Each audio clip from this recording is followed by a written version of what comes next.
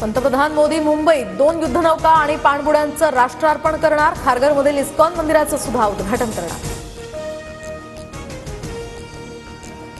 महायुतीच्या सर्व आमदारांसोबत आज मोदींचं स्नेहभोजन, तर आमदारांना मोदींना आपलं रिपोर्ट कार्ड द्यावं लागणार।